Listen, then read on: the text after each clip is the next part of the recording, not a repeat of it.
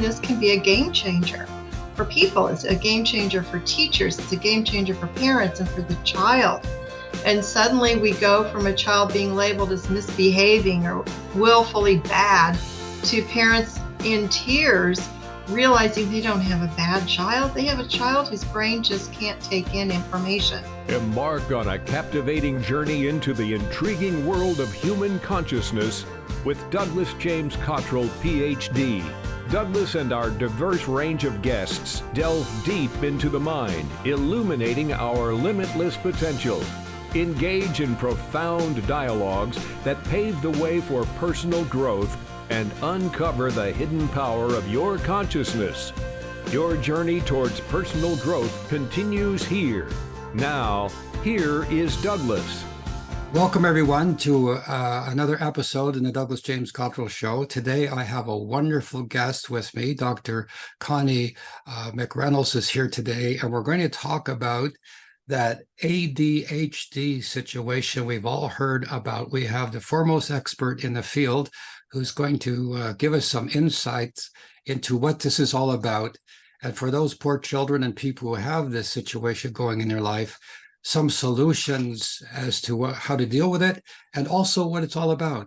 As you know, my daughter Sherry had situations that in her life, and I'm kind of kin to children who have these special learning abilities or disabilities or challenges, however you want to put it, my friends.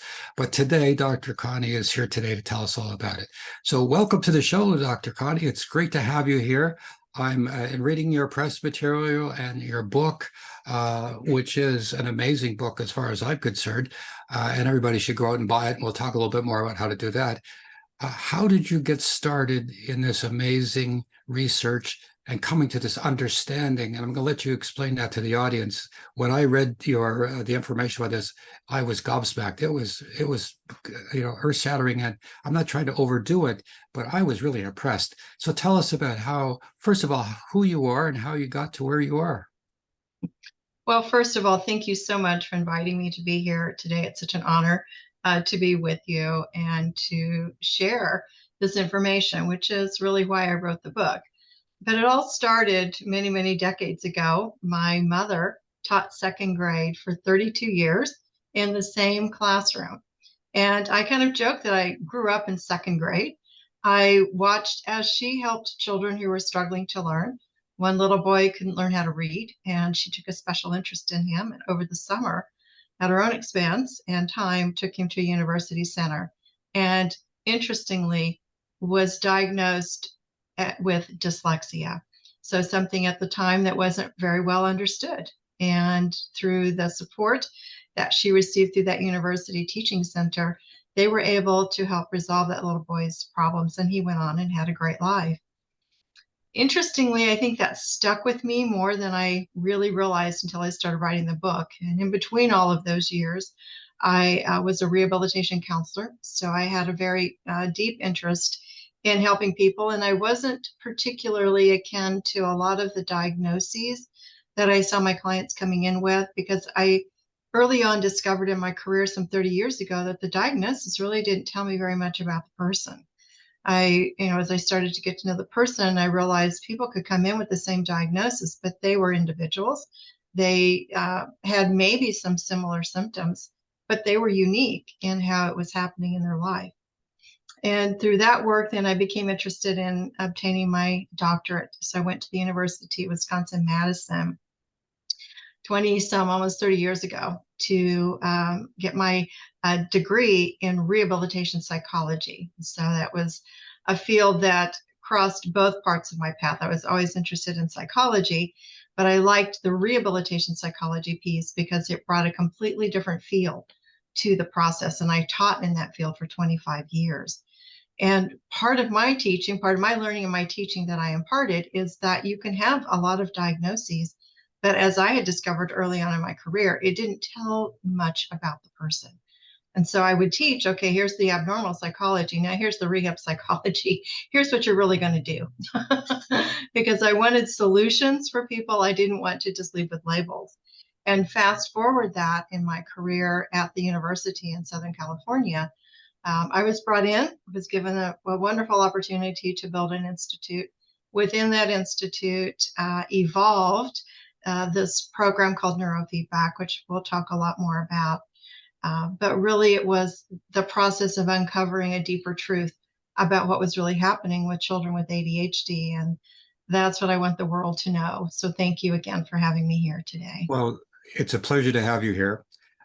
You are one of the foremost clinical researchers in your field. And I heard you say some magic words that rang true to me.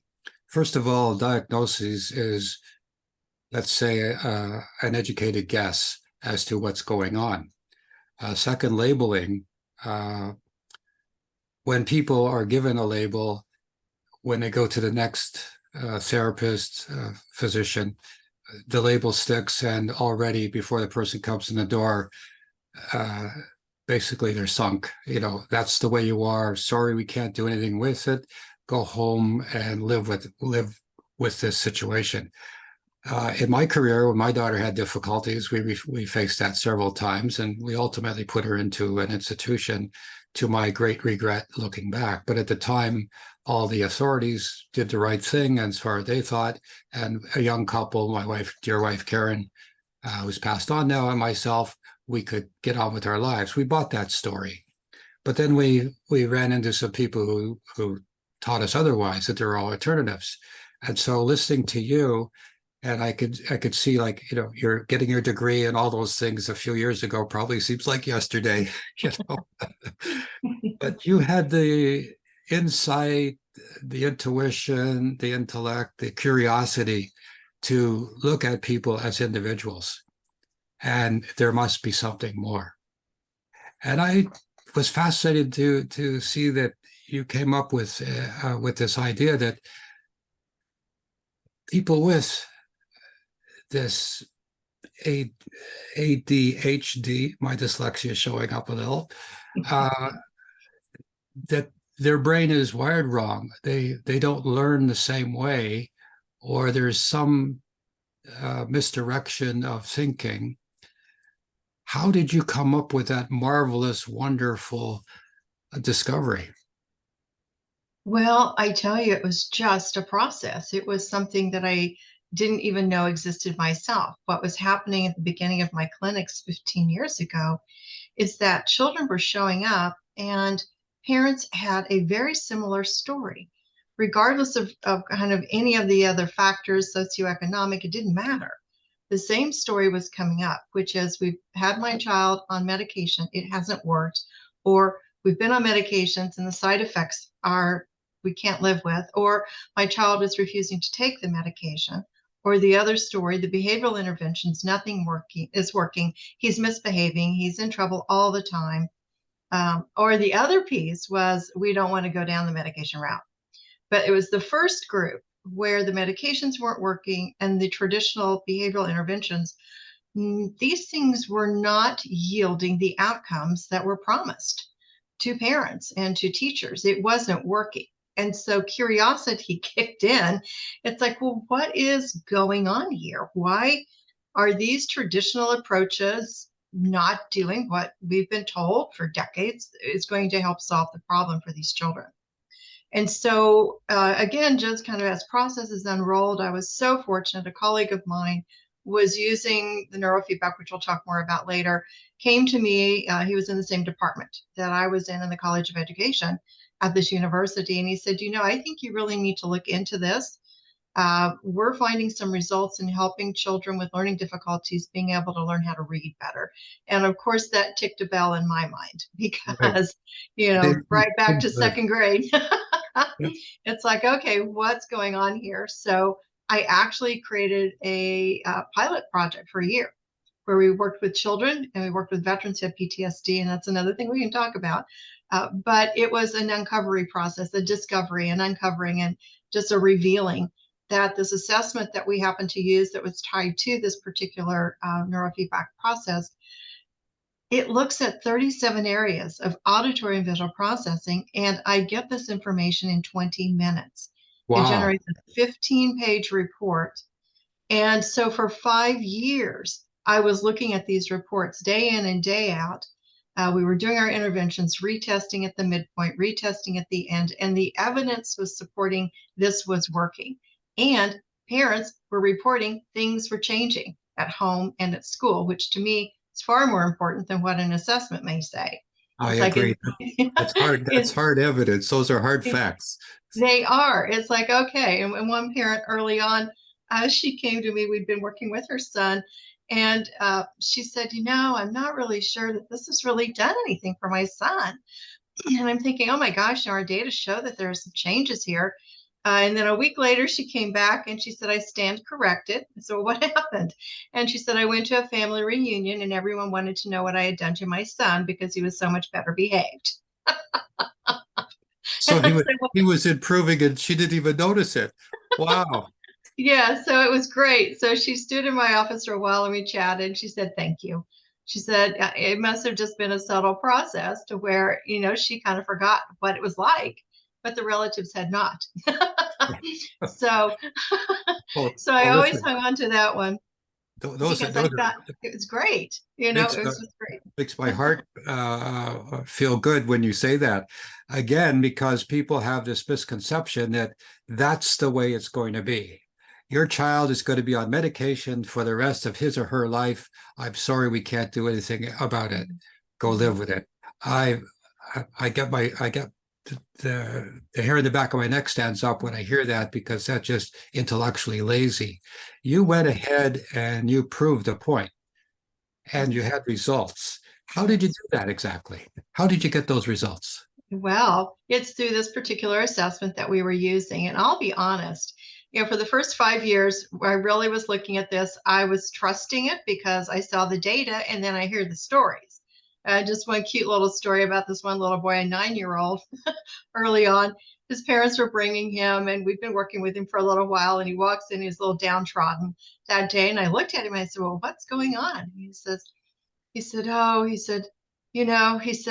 it's working. He said, I can pay attention now, even when I don't want to. It's working. And he's just long in the face, and the parents behind him and I were trying not to burst out in smiles. But I said, oh my gosh, okay.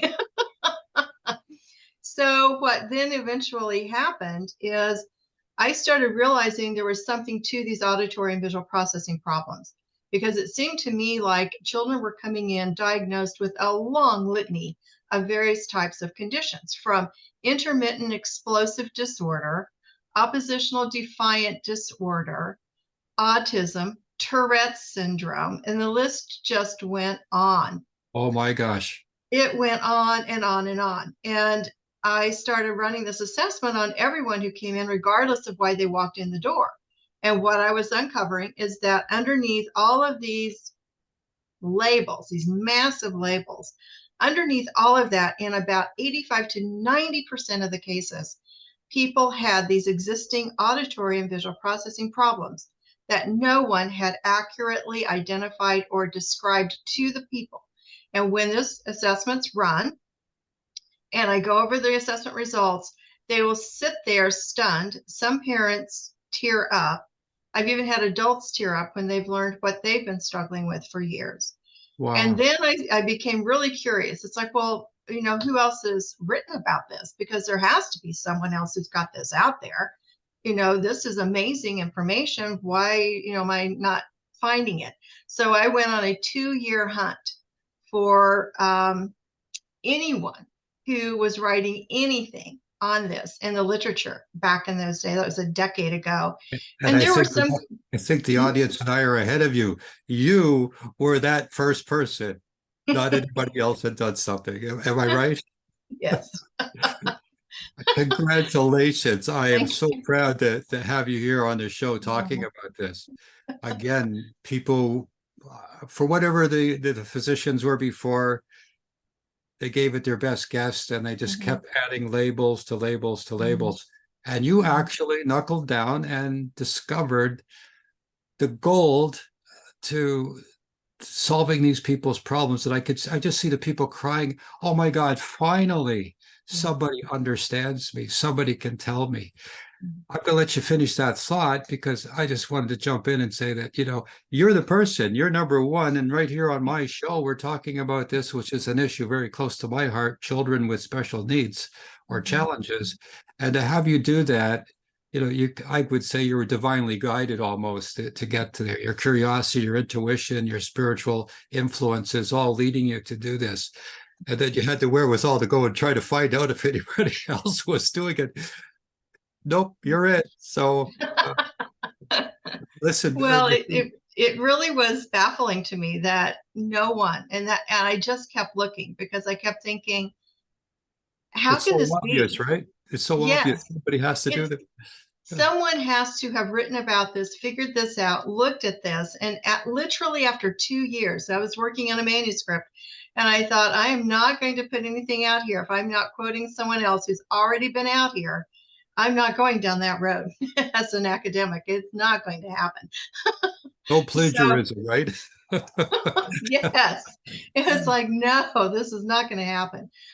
So finally, I had built up my confidence enough and felt like I had covered the ground deep enough, dug deep enough, and broad enough that it wasn't there. There were other things out there called central auditory processing disorder, which is actually a hearing problem. But there was nothing about this type of auditory processing, and there was certainly nothing about visual processing that was out there since that time. And it's not necessarily because of me, I don't think, but I did publish in 2018 in an international journal about this. And I published the data of a subset of the children that we work with that, we were able to show that they had consistently participated in the training and we'd done the assessments all the way along. And here was the beginning, here was the middle, and here's the end of what these outcomes looked like. And so that was in 2018. So I was finally able to get that piece out. I'm going to get you to explain in peopleese what audio and visual dysfunction is, but I just popped in my mind. Did you take any criticism from anyone? Did they try to disprove your research? No, they haven't. It's been so interesting. Now, obviously, the book is fairly new out, so What's the title and where can they get it? the title is Solving the ADHD Riddle. Really, the lasting solutions, finding the real cause and the lasting solutions for that. It's on Amazon and other book dealers. It's also up on my website. What's your website? My website is www, pardon me, my name, Connie, CONNIE, McReynolds, McReynolds.com. It's on the homepage. So you can just click there and go straight to Amazon to get it. And from what I've read about you, Dr. Connie, and what I know about you so far, I highly recommend that anybody who suspects or has ADHD, I have to look at my note here, to right away investigate by making a simple investment in getting your book. And then I'm going to ask you, can people come and see you in person as a patient? Yes, and so I do want to speak about that. I am in Southern California. I have 2 clinics in Southern California. So people do come to my clinics. We do the assessment and then we do the neurofeedback. And typically it's going to be 30-minute sessions, usually about 40 of those for kind of I would say the general auditory and visual processing problem. Now, if we're talking about anxiety and trauma and some of the other more deeply ingrained challenges that might exist, it may take a little bit longer than that. But that's really the end game, is 2 to 3 times a week for these sessions after every 10 hours of training, the 20 sessions. Then we reassess and we will create a different training plan based on the progress that the person has made and then any remaining goals that they may have. And all of the goals are set by the intake. So really figuring out, what does a person want to work on? What are the major impacts in their life? How are they, affected at home and at school for children, but even at work for adults? And those assessments that we run. And so we're always monitoring the progress of that. Well, what you're doing is miracle work, changing people's lives. I mean, the amount of relief you're instilling in people by, first of all, giving them a credible diagnosis, then in my opinion, just from what you said, providing a game plan for them to get their lives back and then having great success doing it, you must have a ton of patients lining up. I hope everybody listening to this interview calls you tomorrow because for to listen to you, you have all the credibility. You're an innovator. You're almost first in the field. What you're doing is remarkable work, and nobody else has bothered to investigate and look for solutions like you have. So again, having a special child in my life and having gone through all that, Sherry passed away when she was 38. She was born in 1960. We didn't have these alternatives, if you will, to find out what could be done. She did not have ADHD. She had something else, some problems in her brainstem, whatever. But the long and the short of it is, can you go back a step and now explain what exactly is visual audio malfunction? And I was intrigued by reading something about the brain doesn't learn like we learn, or in general, well, me accepted because I'm weird anyway, but the brain doesn't learn the same for everybody. Can you explain a little more about that? I'd be happy to. I just want to touch base just for the listeners, because I do offer telehealth for neurofeedback. So you don't have to be within driving distance of my clinics. Fantastic. Good, So I good. just want people to know that is available. I actually have had a client in Switzerland, and I have clients kind of scattered around the US as well. So you don't have to be within driving distance of Southern California Okay. to be able to give assistance. How about around the world? Because we're going to be putting the audio of this interview on our podcast and even on our radio show, as is international. I'm sure people from around the world could, through that same mechanism, get in contact with you. I'm just so impressed. The relief that you're offering people is enormous. It's got to be a miracle blessing just to get a hold of you and get that information. But that's my opinion. So anyway, this is going to go out around the world. So you might end up with our friends in Spain or Australia or Japan, other places that people watch our shows. So anyway, back to after that wonderful revelation that you don't have to travel. You can do this on Zoom or something. This is amazing. Yes. Can you explain a little bit about, just not to go back too far, but sure, how is it that the brain malfunctions? Or are they wired differently? Is there a physical disorder? Is there something, what's going on in the brain? Well, the wired word that you use is one I use because I think we can understand that very well, which is our brain is wired to function in a certain way. We have good habits, bad habits, all of it's hardwired in. And so as we know that when we're trying to change a bad habit, sometimes it's pretty hard to do that. It's because the pattern is pretty strong in the brain. Those are neuronal pathways. And so I don't like to get too deep down into that because we don't have to. We can just really talk about the brain. The brain is in a state of called neuroplasticity. And interestingly, that term was pitched out to the world in 1949 by the Canadian psychologist Donald Hebe. And so he did the preliminary work all those years back, but it's really taken a long time for people to fully understand how this works. So the brain is changing all the time. Everything we do is being recorded in our brain. And at the same time, repetition is how we learn. So the brain learns its patterns through repetition. And that's the beauty of all of this, is that that's what makes the brain trainable. Now, for some children, adults, whatever it might be, and I'm talking ADHD to post-traumatic stress disorder and everything in between, that's all based in neuronal pathways in the brain.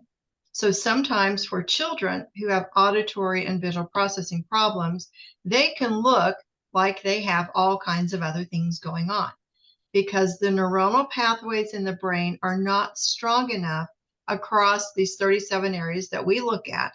Sometimes it's missing complete sections of processing. So they may be really strong in auditory processing, but have zero visual processing on this assessment.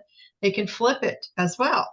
So they can be great in the other one and weak in the other, or most typically, there is almost like a saw, like the blades on a saw. It's kind of up and down across a mixed graph. of strengths and areas of weakness. So those areas of weakness are the things that we target. And when we figure out specifically what areas are not working, then we build the training plan specific to those areas that need to be strengthened. And I explained to parents, it's a little bit like going to the gym. If I wanted to start a training plan, I'm probably going to get with a trainer to at least do an assessment to figure out, what machines do I need to get on to strengthen my body? If these are my goals, how do I do it? That's what our assessment does. It really figures out those areas that need to be trained. And then neurofeedback, which is EEG biofeedback, a training plan is designed for each person, unique to their needs. And through the repetition of going through that 30-minute training plan, we literally are targeting specific areas of the brain for the repeated improvement. So to strengthen those areas of processing. The good news about the neurofeedback, unlike the gym, is that once the brain is trained and these neuronal pathways are strengthened and it's reinforced enough, it's going to hold typically. So the nice thing is, and I've had clients call me 5 years later and say, I just want you to know my brain just keeps getting better and better. Wow. And it's like, oh, this is such great news. And then I thought about it for a while and I thought, well, yes, because anything that we use anywhere, it gets stronger. The more we do something, it's going to continue to strengthen. So once we get the brain kind of tuned up and wired or, heading in the right direction across all of this, those become the new neuronal pathway. That becomes the new normal for that brain. And then we're going to continue to use that. The brain's going to use that as a strength instead of creating workarounds to get around these areas that aren't working very well. And so in a nutshell, that's what we're doing. Wow, it's amazing. Let's take a quick break. We'll be right back. Did you know that Dr. Douglas Cottrell has several other weekly channels where you can participate? Check out his Sunday International Spiritual Healing Service on Zoom. And you might also enjoy the Wake Up podcast exploring human consciousness, awareness, and intuition with Dr. Douglas and co-host Les Hubert. Just go to douglasjamescottrell.com and message us on the contact page to add your name to the Zoom links of your choice. Well, Dr. Connie, just before the break, you were telling this is what you do, and I have this image in my mind about these little teeny threads in their brain getting thicker and thicker, and then it's like a freeway going back and forth with his thoughts. So that was a marvelous explanation, and I guess the best thing is about when you train the brain, you don't have to keep going to the gym, so to speak, keep the muscles going. It just keeps getting better. I love it. So it does. When people come back, again, not to overdo it, but you change people's lives. I mean, you give them their life. I can't imagine what it would be like to go through a life where you can't think, you have this congestion in your thinking. It must be frustrating. It must provoke people to be angry and bitter, maybe violent. Anyway, to get to the point that I just can't imagine what it would be like. I know back in the day, there wasn't much research in this area. Autistic children and other people with these problems. By the way, does this expand into autistic children or other things? I'll take that. You're smiling. That is a yes. Can you tell us a little more about that? Yes. So we have over the years worked with children who have been diagnosed autism, Asperger's. Kind of the labels are changing Yes. periodically in there. And parents will call and say, "Okay, my child has this. What can you do?" And I'll always say, "Well, let's do an intake," because I can't know until I meet the child either via Zoom or in person. And we put them at the computer and let's just see what this child's capable of doing. Because I've had some people in the severe range that they can't be at a computer. And so that's really one of the keys to this is a child does need to be able to be at a computer, operate a mouse. The parent can be there. We're with them. If it's Zoom, obviously in person, we're with them. So they need to be able to have that level of ability. Now, we've had children learn how to use a mouse. I've had 93-year-old men learn how to use a mouse that we've worked with. Gosh. So Wow. just to let you know, we can teach people how to use a mouse. And with, again, the assessment that we use, those labels, they just don't give us enough information. And with the assessment, I find that a lot of these children with autism, wherever they are in that spectrum, whatever you want to call it, if they have auditory and visual processing problems that are really underneath that diagnostic label, there's something we can do about that. Now, for children who have the brain that's diagnosed with autism, it is a longer process for some of these children. Some of the children in the moderate range don't really have verbal capability, but we're still able to work with them because they can use the mouse, they can sit at the computer, they can follow instructions. And not to wax too far into it, but I just had a parent with a child. I did a follow-up first round retake assessment with him yesterday. And he shared that his son's language has exploded, as what was reported by people who are working with his son. Now, he hasn't been able to get through the assessment yet, but we're using that as a tracking mechanism. But we're also listening for what's happening in the child's world. So in this particular case, they had moved to a different school district. He had been in the mild support group in the school system, and the new school has moved him into moderate severe. And I didn't feel like that was a good move because there's a lot of behavioral challenges in those classrooms. I Other wasn't. students, right? Yes. Yes. And so, in fact, the father is reporting, and I'll share, they've hired an attorney because they feel like the school district is not listening to them and not providing the proper support and educational opportunities for their son. And this is where schools get a little locked in.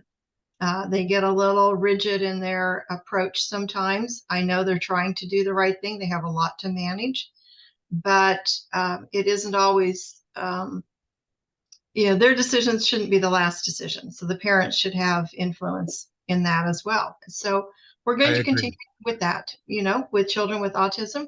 Again, back to those auditory and visual processing problems. If they are there and we can help that, then that's going to overall help the child do better. Well, again, the idea people have opinions, they're square-headed, and even when you present facts, they don't want to hear about it. I ran up again a lot of that, call it resistance.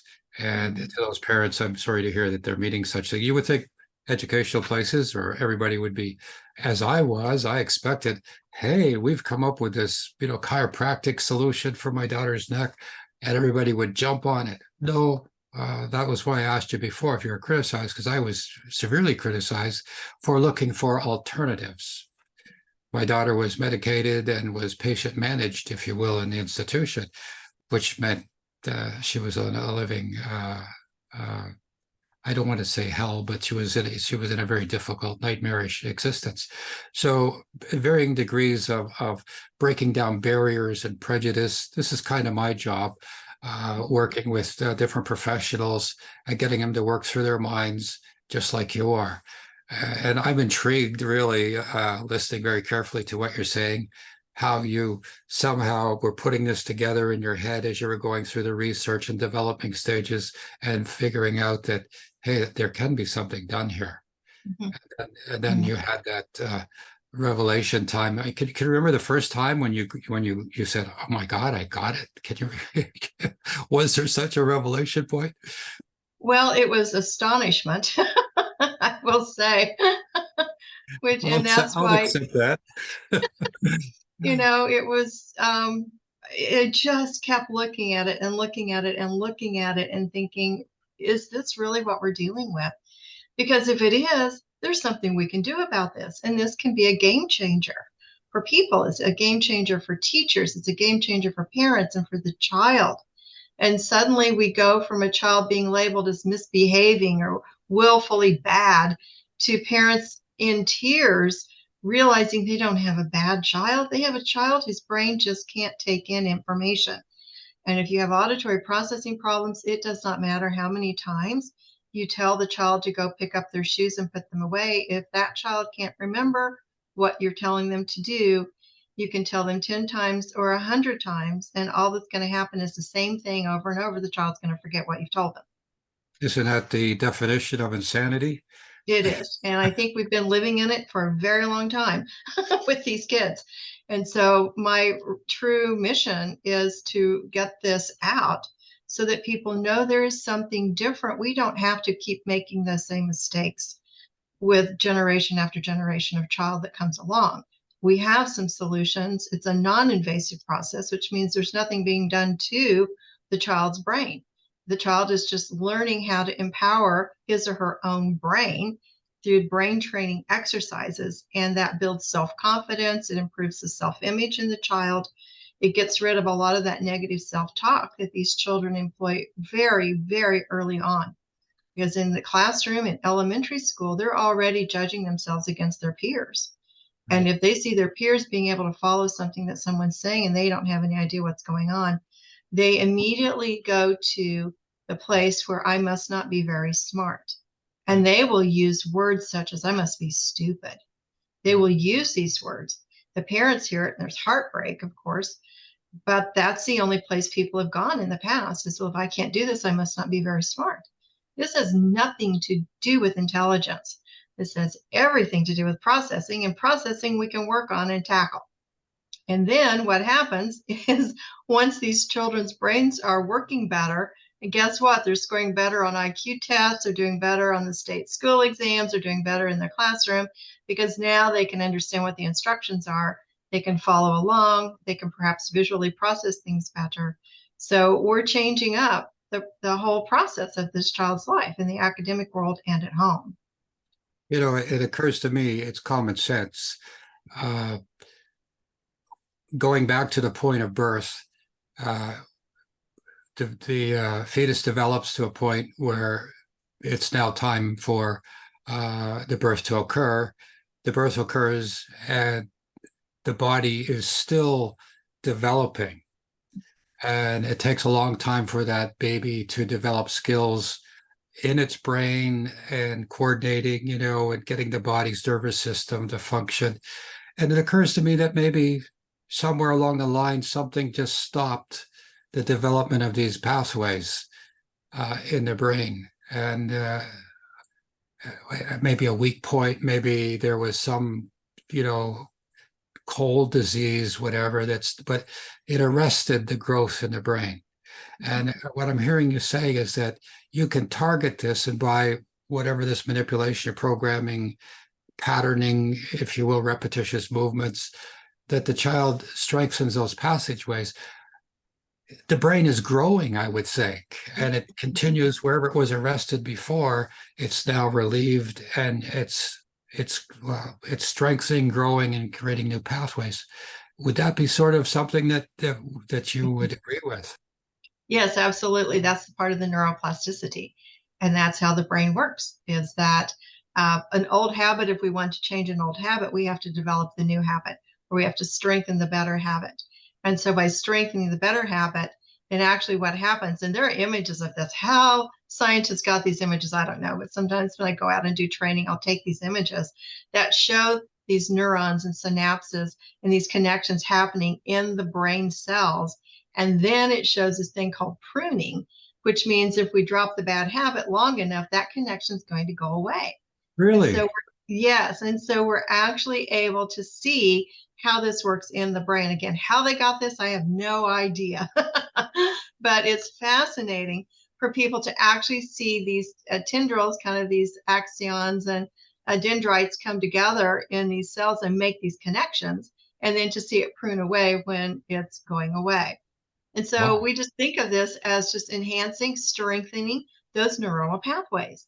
So with the assessment, some children have those pathways there, they're just not strong enough. In other cases that I mentioned where maybe the visual is completely missing or the auditory is completely missing, we're going to be building those neuronal pathways, and we can do it. How long it takes is very unique to each person, but we've been able to accomplish that with anyone that we've worked with. It isn't a common occurrence, but when we do see it, we've had enough experience over 15 years that we know we can affect change. If the parents can hang in there and keep that child coming, and we can have consistency with that treatment plan, and we continue to build and build on that, then we can get that processing coming online. Well, you are one of the foremost clinical researchers and experts in your field.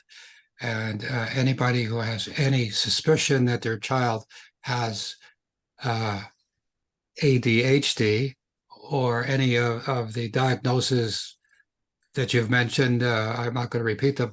Uh, they should come and get your book to start with. Your book was. Where can they get it, and what's your website again? Let's get everybody on the bandwagon here. Okay, so the title is Solving the ADHD Riddle. It's on Amazon. It's available in paperback, ebook, and audiobook. And I did the audiobook myself, so you get my voice because I Wow. wanted my voice in that so people could understand, where I'm coming from with that. And the website is www. Connie McReynolds, ConnieMcReynolds.com. Sorry for the long name, but it was my given, and that's what I have. Can't forget it. It's my name at .com. So listen, let's take a short break. We'll be right back, and I have another question to ask. The Douglas James Cottrell website is where you can learn much more about this amazing man and his journey through a lifetime of spiritual prophecy. The book Secrets of Life answers questions everyone has about the physical versus the spiritual world, why you are here in the world right now, karma, psychic abilities, reincarnation, prayer, and much more about universal laws. This book is essential for those who really desire to follow the path of the divine to soul perfection. Douglas has been chosen to provide you with a keen insight into the purpose of life's journey. Best-selling author Robert Appel says, "The least you can expect from Dr. Cottrell's work is that it will change your life." Go to DouglasJamesCottrell.com and click on Shop for Secrets of Life and all of his books and learning materials. So, Dr. Connie, I highly recommend your book.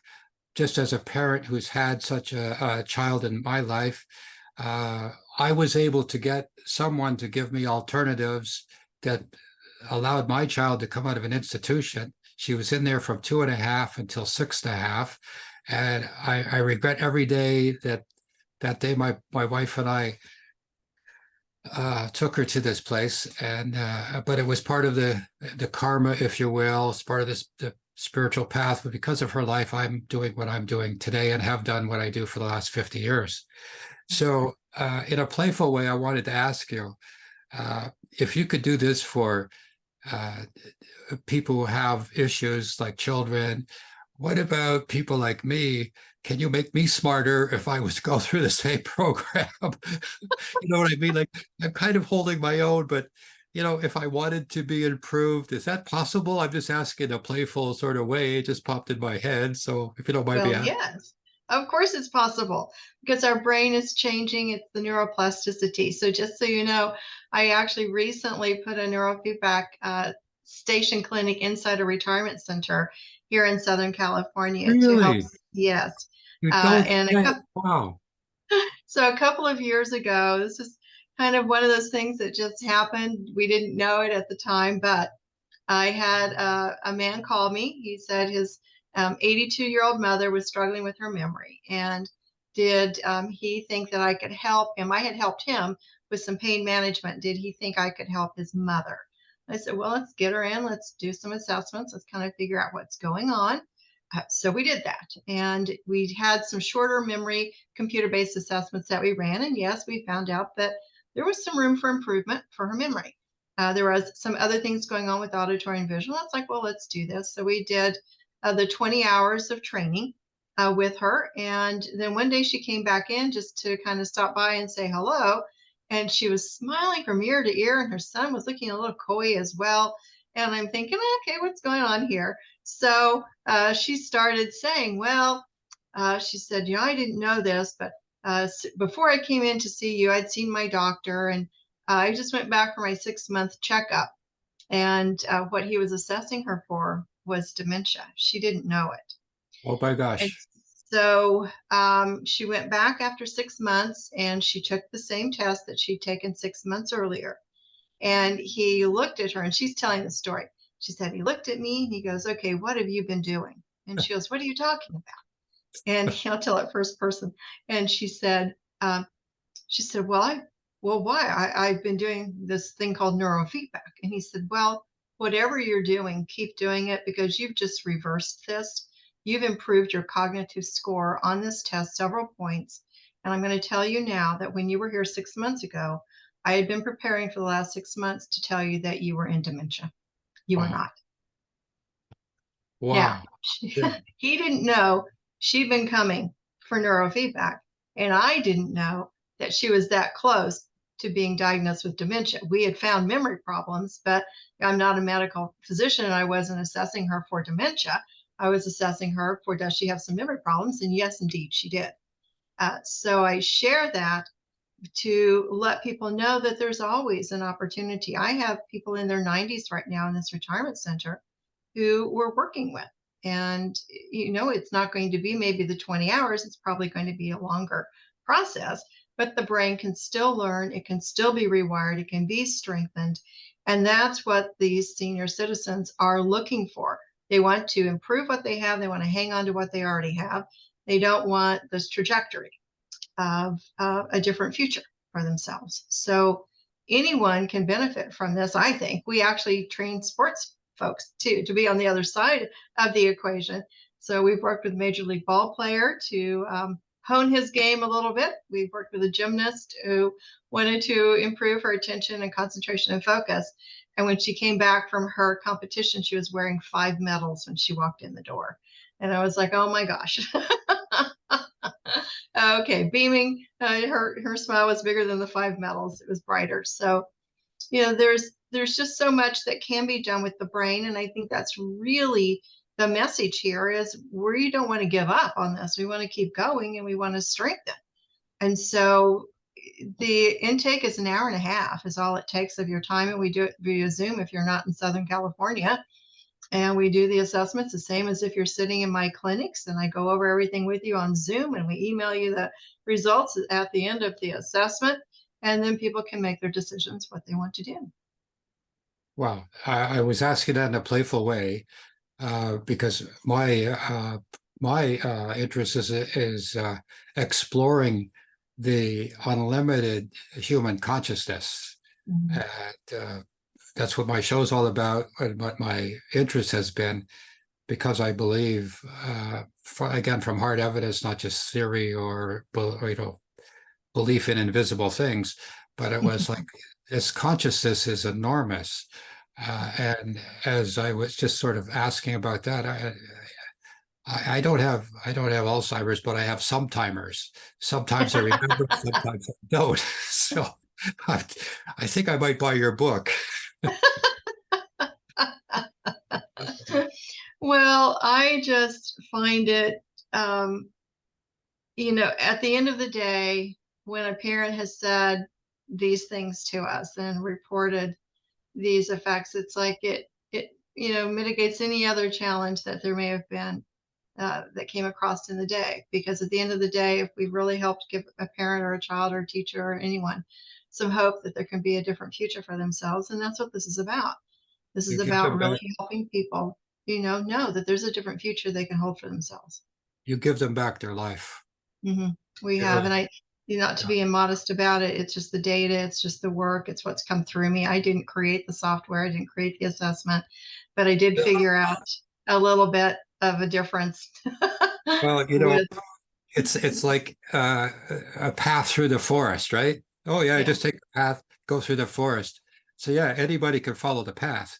But who was the first one that found the path through the forest or the confusion?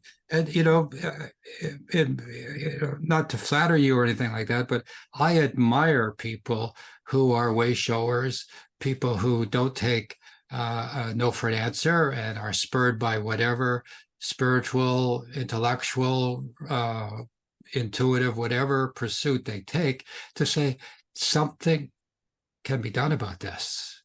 And then they have the tenacity to go ahead. And from what you've done, again, with being an explorer in this field, you're not quite sure where to go. And the enormous amount of effort that you've done should be somewhat appreciated by your colleagues.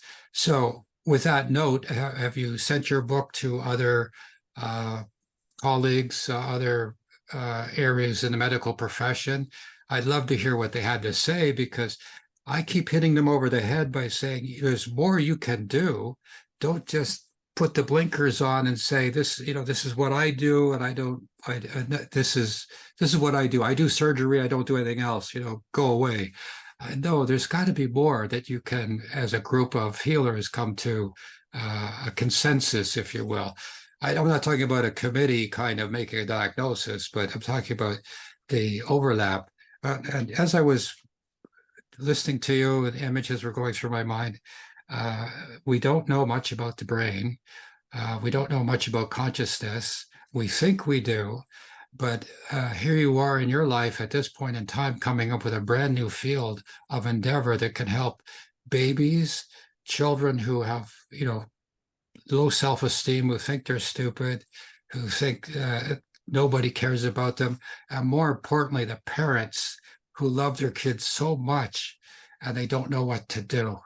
They would give their lives to help their children. I'm sure I was willing, and you don't know what to do. And then, like an angel, you show up and you say, "Oh, I could help. Come on down for an hour and a half and we'll see if we can show you a pathway." So have you reached out to other people? Are other people listening to you in your field of expertise? Are they wanting you to, do you do seminars? Do you do workshops? What do you do? Well, that's the hope, that now that the book is out, that because you really have to kind of prove that you have something. And it took a little while for me to be able to write that book. And I wasn't going to write it until I had solved what I call the remote neurofeedback problem. Because I wasn't going to just put a book out and say, "Oh, I'm sorry, if you don't live within 20 miles of my clinic in Southern California, I'm not going to be able to help you." I wasn't Uh, going to do that. no, Okay. you're, And you're so once we solved that, the software developer, I actually called him. I've had a good long relationship with him, and it was in February, a couple of years ago, kind of still in the middle of the pandemic. And out here, we were hearing rumors of another shutdown, and I thought, we can't, keep doing this. So we have to get help to people. And I called him. It was late. It was probably 10:30, 11 o'clock in his world that night, and he took my call. And I said, "Look, we've got to find a solution to this. I don't know what it's going to take, but I have to be able to get this out to people who are more than 20 or 30 minutes from my clinic." And he listened. And he called me a month later and he said, "I pulled off all the programmers off of everything else, and we've created this for you so that we can do this." And so I thought, well, we're going to have to try this and make sure it works. So 2 years later, we've been doing it, and we're helping people around the country. And I hope we can reach beyond where we are to bring this to some other folks. And I just want to be clear, I don't diagnose. So if people are, wanting to use insurance or something, I'm not going to be diagnosing. So they'll need to go through their own medical folks to do that, because we're focused on the auditory and the visual processing problems. And so if you want to find out if that's what's going on, I'm happy to work with you on that. But if it comes to diagnostic labels and insurance and things like that, then that's just, you got to handle that more on your own end. And that's Just to be fair. that's somebody else's part of the solution, or Yeah. or purpose, if Yeah. you will. So people come, they get an assessment from yourself. You provide, again, summarizing, you provide something to them. They try it out, and they more than likely have positive results. Are some people fast and some people slow in this development? I think you might have mentioned that earlier, but just Mhm. as we get towards the end of the program, how does that work? Like, I mean, I'm sure there are people right now who just they're on the computer going to buy your book, they want to call you, and other people are sitting there going, I don't know, so Well, I uh, think it covers the whole gamut. I mean, I've been down the whole gamut with it myself. So, it's just from one end of it to the other and back and back and back about, where are we with this? And so finally pulling together the book and really working through that process of getting it published. I really wanted people to know that there are other opportunities, alternatives, if you want to call them, or just options. And it just is possible to do things differently than what we've really kind of thought we've always had to do, kind of outside the box. And so I think it's an outside the box process here. And I feel like that's really where we're going in the world and with humanity. So we can't stay in the same boxes that we've been in up to now and think we're going to have anything different in the future. We have to step outside those boxes. We have to be open-minded to what some of these new solutions and new ways of being can be for us as a human being on this planet as we connect with others. And I think this may be one of the many things that will be coming for humanity over the next decade or so that could really turn things around in a big way. Listening to you, well said, very concise, and I believe that's a prophetic statement. Certainly, as I was listening to you, as people listening to this show, and they can hear it again, and it will be on our podcast, The Wake Up, and it will be on the Global Village International Radio Show as an audible interview at some time in the future. That when they hear this, thinking outside the box is a good term. Looking for alternatives, because if there is something in the world that has happened, it exists, and then there has to be a remedy that also exists. It's just a matter of getting the two of those together. And I think that as my life was always looking for alternatives, took me in very unusual places, but it's been fascinating in discovering just who and what we are as people and all the different functions we have. So again, people can get a hold of you at www.conniereynolds.com. Look on Amazon, go to your website and get a book. I wouldn't mind getting an autographed copy of your book, by the way. Oh, that could probably be arranged. Thank you kindly. In summary, is there one more time how people get a hold of you? You do Zoom, you do people who don't live in the state or across the country or across the world, they can get a hold of you. Is there any phone number or email as well as your website that they can use to get a hold of you? Sure, absolutely. So up on the website, it's such a long name. I'll spell it out one more time for everyone. Not so bad. Not so bad. Go ahead. www. So ConnieMcReynolds.com. The book is there. There's actually a contact me form on that website, so you can fill that out. It comes straight into my email. Email me directly at, again, my name, it's truncated though, at Connie, CONNIE at McReynolds.com. And then the phone number is also listed up on the website. So there are many ways to find me. And, if you call at 2:00 in the morning, I'll probably roll over to to voicemail, but I will try and give you a call back as soon as I possibly can within the next day or two. I always get back to people. Well, it's been wonderful having you on here and finding all about the amazing, I'm going to call it miracle work you're doing to give somebody back their life, especially as a child who thinks they're stupid, they have no self-esteem, and that their life there's something wrong. They know it's wrong because they can feel it in their head, but they can't express themselves. And they can't remember all those things. I guess you could say it's like youthful Alzheimer's. It's just like your brain doesn't work. You can feel it and you can know it. That's my sense that I'm picking up just now and how terrible it is. But by unlocking those pathways through those neurons and synapses and getting back to the muscle building in the brain, I just love it. That repetition builds strength. You don't use it, you lose it in muscles, but in the brain, the more you do it. Again, as a summary, the book is called Solving the ADHD Riddle. That's my dyslexia throwing in there. I think I warned you before the show. My guest has been Connie McReynolds, PhD. She is a foremost researcher in her field. I encourage everybody who's listening to this program or the podcast or the radio show to get in contact with this groundbreaking researcher if you suspect your child has some issues like this. The show is the Douglas James Cottrell Show. I'm your host, and I'm pleased when you go to the channel, please subscribe, like us, and please send out this program to all your friends, and especially if you know somebody who has a special child, send this program off to them so they might be able to find Dr. Connie and get a hold of them for some miracle help. It's been wonderful having you on the show. We'll have you on again in the future, I'm sure. You're probably going to have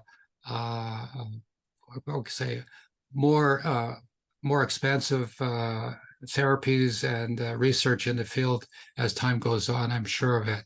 I wish you very, very well. You're a marvelous person and a true healer. I'm your host, Douglas James Cottrell, on behalf of our producers, Jack and Paul, and the team here.